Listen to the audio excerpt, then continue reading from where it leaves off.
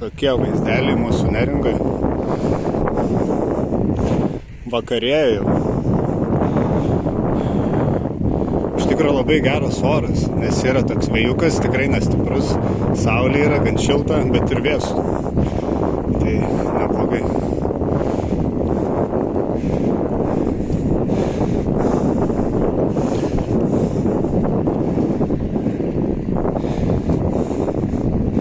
Čia didelė kažkokia grupė buvo dviratininkų. Galbūt irgi kažkokias nidos grįžinėjo.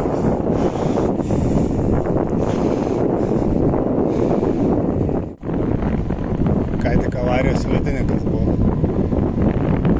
Ir mergina važiavo takeliu. Ir pačiam pakrašty takelio nuvažiavo. Ir buvo toksai durus smėliukas. Ir priekinis ratas įklimpo į tą smėliuką ir vertės per priekį. Ne visai, bet taip šonu apsivertė, pakilo. Dviratis 90 laipsnių kampu ir ant šono nukrito. Bet jo, reikia išlaikyti fokusą, nes greit galima apsiversti.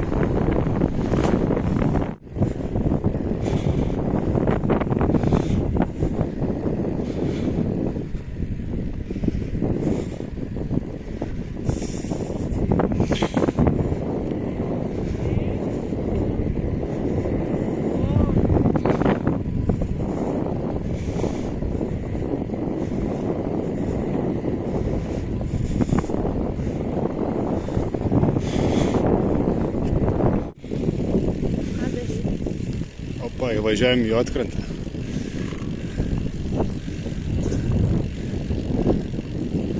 Varom kažką užkąs nusipirkti, biškį pasėdėti ir lėksim toliau.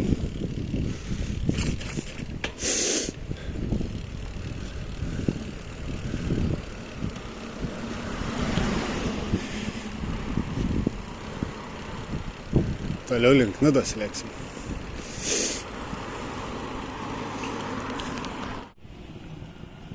Taip, įsikūrėm čia Juodkrantę ant laiptukų, pasiėmėm žuvies. Product of Morocco. Užkąsim, taip Juodkrantė atrodo.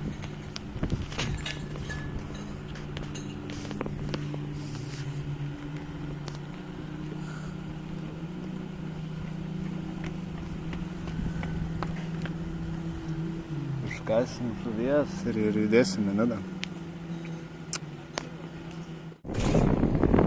Taip, išvažiuojam iš Juodkrantės.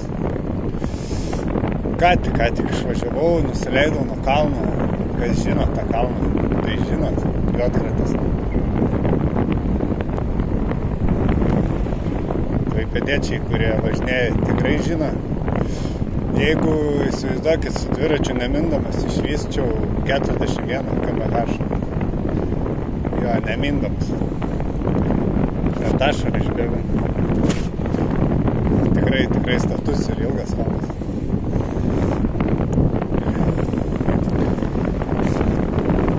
Tai jo, maunam link Nidos. Kažkas apie 30 km. Juodkrantę tikrai greit atlėkiam. Nuo namų tik išvažiavus dar iki kelto kažkiek užtruko laiką važiuoti. Tai užtrukau valandą 17 minučių iki Juodkrantės. Tai neblogas tempas tikrai. Dabar į Nidą ir statysim palapinę, kažką užvalgysim. Juodkrantėje valgėme žuvies su duona. Neblogai tikrai užkandome.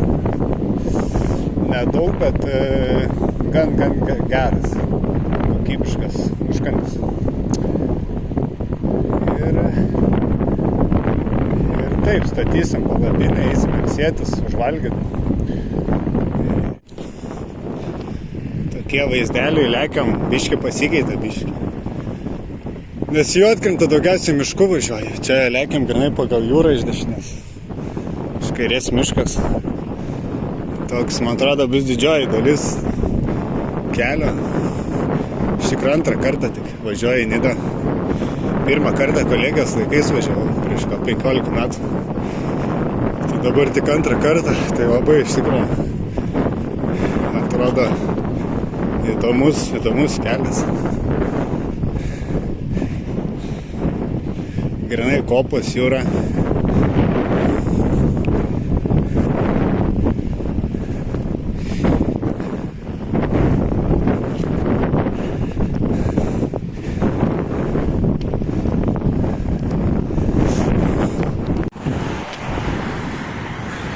Tokie smagus keliukai link Nidos lekiant. Mažai žmonių iš tikro. Daug žmonių buvo Juodkrantės. Nuo Juodkrantės pusės daugiau lankoma vieta. Nida dviračių rečiau, ypač dar sekmadienį šiandien.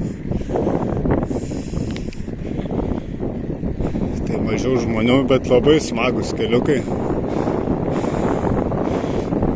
Ir jo būsim kažkokios valandos.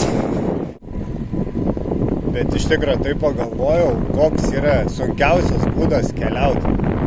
Nes pavyzdžiui yra pėsčiomis žygiai, dviračių, baidarė, tenais